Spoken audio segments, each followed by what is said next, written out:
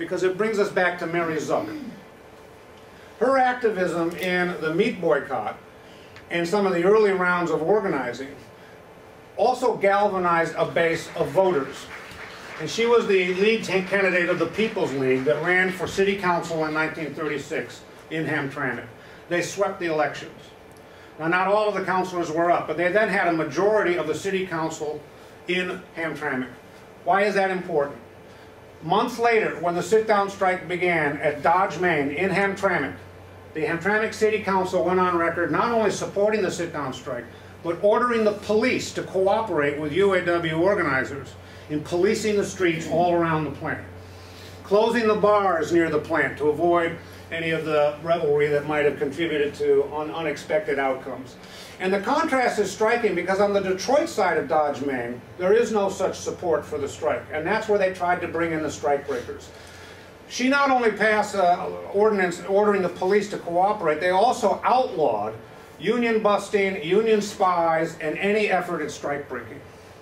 In other words, we had a city government here that was very much on the side of the workers, and it represented and it made manifest that community ferment, the organizing that had preceded these years. You also had other expressions of this kind of independent political action, not all of them successful, by the way.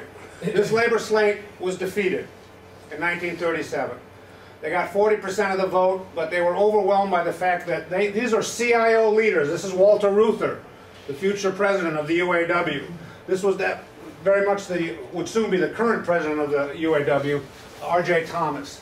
And these folks are basically organizing on behalf of the same agenda that Mary Zook had been successful representing in Hamtramck. They lose. They're all CIO. The AFL came out against them.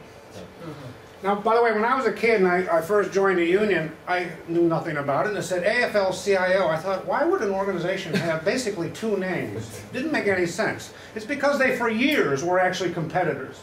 It wasn't until 1956 that they merged after many changes on both sides of the barricades. But for 20 years, they were competitive. And the AFL was afraid that the CIO slate, if it got City Hall, would then organize municipal workers out of those AFL craft unions into CIO unions.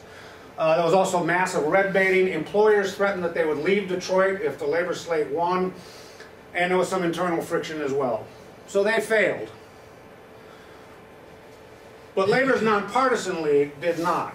And I want to draw attention to this particular moment in American history. Franklin Roosevelt running for re-election in 1936, and Frank Murphy running for governor of Michigan that same year, on, by the way, a platform that said if I was a member of a workforce in any factory, I would join my union, and as governor, I will never call out the National Guard to break a strike. That may sound like an empty promise. How often is the National Guard called out in recent years to break strikes? Back then, it happened all the time. In 1934, the National Guard was called out in 16 states, and roughly 30 workers were gunned down by National Guardsmen or police to break strikes. So that was a very real and concrete promise. During the Flint sit-down strike that began at the end of 1936 and continued into 1937, he did call out the National Guard. He called out the National Guard to prevent the Flint police from from continuing their attacks on the sit-down strikers. It was, in other words, to actually protect the sit-downers, not to evict them from the plant. This election, 1936, was probably the most class-defined election in at least 20th century American history. This was very much run on the basis of the working class, or excuse me, the 99% versus the 1%. And there was a presumption that Roosevelt might lose. He had either enthusiastically or sometimes regretfully endorsed and actually signed into law all kinds of changes, Social Security, unemployment benefits, rights for workers, and he was regarded by the rulers of our economy as something of a class traitor for his participation in that social transformation. And every daily newspaper in the United States came out against him. A lot of people thought he might lose the re-election on that basis. Liberty magazine ran a poll, a telephone poll. They called up 5,000 people and asked who was going to win the election, and the majority said they were going to vote against Roosevelt. Now, in fact, he won in the biggest landslide to that point in American history. What's wrong with that poll, by the way, by Liberty magazine? not a lot of people had telephones. That's right. Money, you got telephone. Right, they were calling Grosse Pointe and West Bloomfield, basically. So he wins in the biggest landslide to that point in American history. Frank Murphy is elected. And 3 weeks later, the first sit-down strikes begin in Detroit. The link between direct action and political action cannot be more emphatically underlined by this particular event. They are not separate. The direct action of the sit-down strike was empowered by and encouraged by the fact that those same ideas, the working class majority needs to be represented and effectively protected by government, those same ideas had just won a stunning victory in November of 1936. And that same month, the first sit-down strike begins in Detroit. And in fact, organizers, UAW organizers, were very explicit about it. They would say, we beat the boss at the polls, now let's beat the boss in the workplace. Finish the job. The two ideas were intimately linked together, political action and direct action. And lastly, and this is the last thing I think that we need to take into account in terms of understanding what made Barnett wrong, is that there was a vision. There was an alternative vision of what a future economy might look like. It was a very confused vision, often internally contradictory and not always a matter of consensus. But there was a lot of questioning of the very fundamentals of capitalism that was going on. And even though many of the leaders of this movement often enough were politically to the left, some of them were socialists, some of them were communists, their followers, who were overwhelmingly neither, nevertheless understood that what they were about was a battle between democracy and fascism, in the case of these Ford workers here. And in the case of other employers, not all of them were fascists, but often enough they were hiring gangsters and white supremacists to break their unions. And so there was basically a polarization that's occurring here that was profound and led many people to start questioning the very fundamentals of a capitalist system. Now, how did they do that? Often enough by avoiding the use of the word socialism.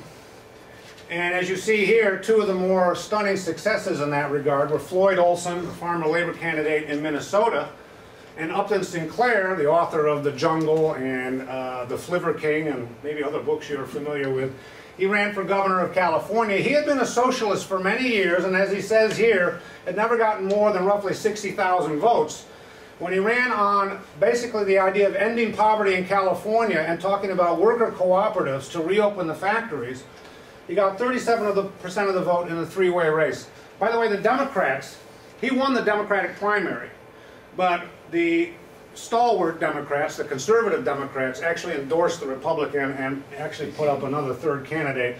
That's what diluted the vote. It's a remarkable moment in American history and worthy of study in its own right. But what we're getting at here is that there was an undercurrent of fundamental questioning of capitalism that was part of a vision of that labor movement. And again, I'm saying movement, not just unions. Unions were part of that broader movement, but it included left-wing parties, co-ops, unemployed councils, neighborhood clinics, and so on. And this summarizes it here. And I just want to stress that this, that we often focus on, was preceded by these four. Often enough, people recognize the role of number one, and even for that matter, number two. But number 3 and 4 are very important. I want to stress this, that the labor movement in 1936, I forgot to mention this, when they supported Roosevelt and Murphy, it wasn't by turning over contributions and money to a Democratic Party that would conduct the election. They refused to do that. They did not trust the Democratic Party.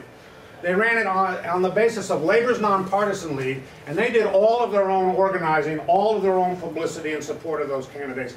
In New York, they even organized something called the American Labor Party and ran Roosevelt on that ticket. In other words, sending a message that this is about independent, working class political action, which can go in lots of different directions. For the time being, we will support Roosevelt. Now, it petered out, and there was all kinds of complex reasons why that happened, some of which we'll touch on very briefly.